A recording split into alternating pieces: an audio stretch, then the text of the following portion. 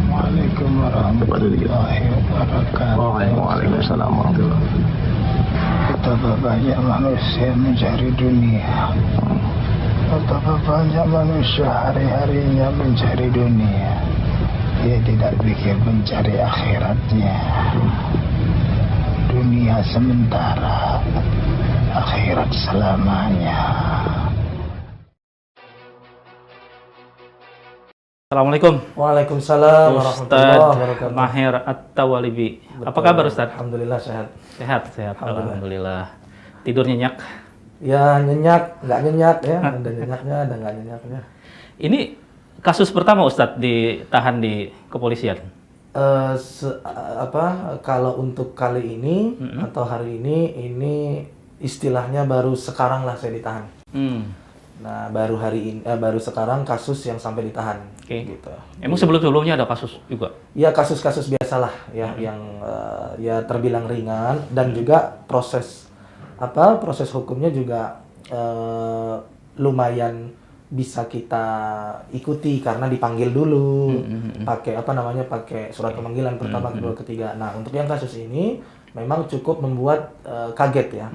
Dalam bahasa psikologis ada istilah terkejut batin lah karena saya sangat shock berat karena disamperin atau didatangi oleh pihak aparat kepolisian itu jam 4 pagi, kemudian langsung dibawa gitu. Habis sholat subuh ya? Belum sholat subuh, Belum jam sholat 4, subuh. jam 4 kurang.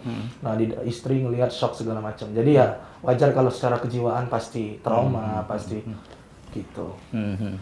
Tapi dikasih tahu apa kesalahan Setelah dibawa ke Barreskrim Polri ini, kemudian saya di interview dalam tanda kutip oleh pihak penyidik di BAP, baru kita ketahuan apa masalahnya segala macam gitu. Yang mana ini jadi kasusnya? Jadi gini, kasusnya itu ada kesalahpahaman bahwa cuitan Twitter bukan cuitan lah, bahasanya keliru kalau disebut cuitan ya, nggak objektif karena memang bukan cuitan, tapi ada orang yang berkomentar di kolom komentar Twitter saya. Dia komentarnya menyebut bahwa saya ini kamu Mahir makin cantik ya pakai jilbab. Mungkin karena kultur saya suka pakai sorban di atas kepala, dia mengatakan saya makin cantik pakai jilbab. Nah, saya melihat bahwa secara profil icon akun ini menunjukkan di profilnya itu sangat mengidolakan Habib Lutfi. Nah, lalu saya jawab bahwa iya makin cantik ya pakai jilbab seperti Habib Lutfi bin Yahya. Bukan Habib Lutfi, saya tidak nyebut nama, tapi seperti Kiai Banser ini. Lalu saya tampilkan tuh fotonya Habib Lutfi. Jadi banyak pihak, termasuk pihak penyidik, termasuk netizen. Jadi banyak pihak yang bertanya ke saya, Ustadz, ini penghinaan dan sebagainya. Kenapa harus Habib Lutfi seperti itu? Saya memberikan klarifikasi, saya memberikan penjelasan. Setiap manusia itu pasti punya salah. Nah, tapi saya ingin ketika saya jatuh dalam kesalahan, hukumlah kesalahan saya sesuai profesional dan proporsional. Jadi jangan sampai melewati batas lah, karena saya juga punya hati, punya perasaan. Jadi saya bilang ke pihak penyidik dan ke pihak kepolisian bahwa demi Allah nggak ada niat menghina Habib Lutfi, karena saya secara pribadi tidak ada masalah dengan Habib Lutfi, tidak ada masalah, tidak ada terlibat konflik, dan beliau saya tahu ulama besar. Habib Lutfi bin Yahya itu ulama besar, ulama yang nasional yang dihormati, bahkan beliau di Jawa ya, terlalu jauh lah. Saya orang Sumatera, beliau di Jawa. Jadi memang bukan mau niat menghina Habib Lutfinya. Jadi secara bahasa, seakan-akan saya ingin mengatakan kepada si pengguna Twitter ini yang menghina saya, bahwa kalau kamu menghina saya, menyudutkan saya ini pakai jilbab, padahal saya pakai sorban, berarti secara nggak langsung kamu menghina Habib Lutfi gitu loh. Ulama yang juga saya dan kamu hormati. Karena toh sama saya dengan Habib Lutfi kebetulan sama-sama menggunakan pakaian sunnah gitu, pakai sorban. Itu sih, jadi problemnya itu. Kemudian komentar namanya akun gundul atau apa itu ya, komentar dia di scrop.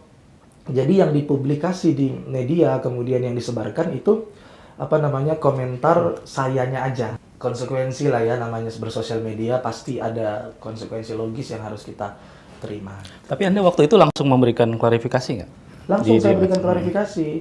Dan saat saya memberikan klarifikasi itu juga nggak tahu menahu kalau saya akan ditangkap, akan ini menjadi seperti ini. Tapi setelah tahu ada banyak netizen yang tersinggung, para mungkin jamaahnya Habib Lutfi juga tersinggung. Anda minta maaf juga nggak ke Habib Lutfi? Saya ingin meminta maaf kepada Habib Lutfi itu sebelum ditangkap. Saya itu berniat mau bertemu. Saya berniat akan minta maafnya itu nggak usah lewat lewat medsos. Nanti kelihatan kita tidak ada kesungguhan. Saya akan kumpulkan uang, kita bawa keluarga, kita beli tiket, rapid test, kita berangkat ke Jawa Timur. Kenapa? Karena memang Jawa Tengah, Pekalongan. Ya, saya nggak ada masalah dengan Habib Lutfi, dan Habib Lutfi itu ulama, dan foto-fotonya kita save di sama seperti ini. Kalau misalnya ada orang mengatakan kamu pakai jilbab Maher, lalu saya mengatakan berarti yang pakai jilbab juga Rasulullah, dan Rasulullah kan pakai sorban. Apakah itu mengandung makna bahwa saya menghina Rasulullah? Enggak. Saya ingin ngasih tahu ke dia nih dengan bahasa gamblang bahasa netizen lah, bahasa sosial media yang ruwet gitu, yang multi tafsir. Kayak Kiai Banser ini ya, cantik kayak Kiai Banser ini ya, sambil saya tampilkan fotonya Habib Lutfi yang sedang pakai sorban juga kayak saya. Bahwa kalau kamu menghina saya, kamu sebut pakai jilbab kamu juga menghina Habib Lutfi, nggak boleh. Tapi gitu. benar ya, waktu men-screenshot itu tidak ada niatan betul untuk menghina, meledek Habib Lutfi. Ke Habib Lutfinya nggak ada. Karena apa? Karena secara takutnya jangan-jangan kesadaran itu muncul ya setelah banyak reaksi negatif. Tidak, karena gini Pak, Bapak sebagai orang yang paham psikologi ya, sebagai orang yang wartawan segala macam, pasti paham mana orang bohong mana enggak. Jadi saya ketika kita mencela seseorang atau menghina atau ada problem, kan ada kronologisnya, ada track record kita, ada terlibat apa dengan orang tersebut, gitu kan? Kalau misalnya katakanlah dalam hal ini Abu Bakar janda, itu mungkin iya. Mungkin kalau saya ngomong ke Bapak atau ke depan media bahwa saya nggak ada niat menghina Abu Janda, itu mustahil. Kenapa? Karena ya tahu sendiri media sosial bagaimana saya berhadapan dengan perang opini lah ya, perang opini, ghazul fikr dengan seorang saudara Permadi Arya. Atau mungkin Sony Ernata atau Ustadz Maher meninggal dunia di rutan Mabes Polri. Beliau meninggal pada pukul 7 waktu Indonesia Barat tadi. Betul, beliau meninggal sekitar jam 7 malam di rutan Mabes Polri, ujar kuasa hukum Ustadz Maher, Juju Purwantoro saat dihubungi pada Senin 8 Februari 2021.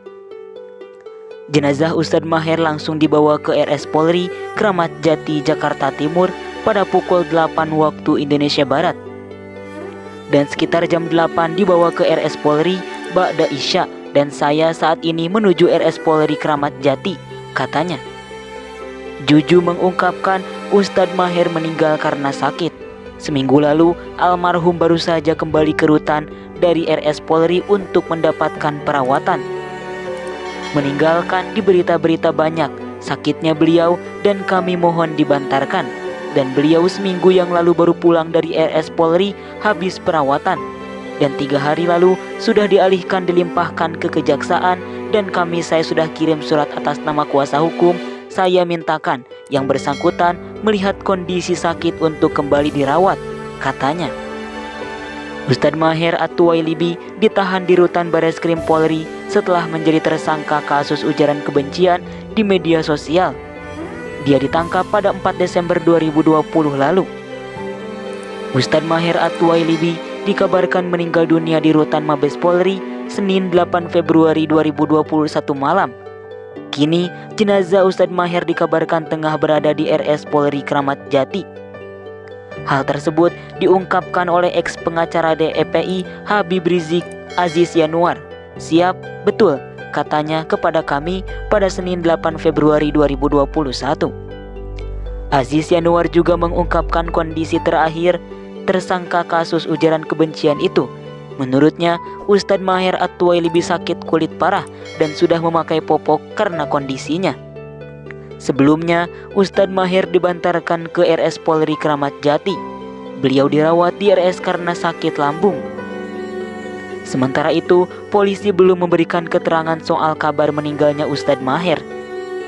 Ustadz Maher At-Tuwailibi ditangkap atas kasus dugaan penyebaran informasi yang ditujukan untuk menimbulkan kebencian atau permusuhan individu dan atau kelompok masyarakat tertentu berdasarkan atas suku, agama, ras, dan antar golongan melalui media sosial, sebagaimana dimaksud dalam pasal 45 ayat A, ayat 2, junto pasal 28 ayat 2, Undang-Undang Nomor 19 Tahun 2016 tentang perubahan atas Undang-Undang Nomor 11 Tahun 2008.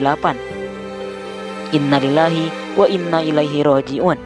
Selamat tinggal Ustadz Maher At-Tuwailibi.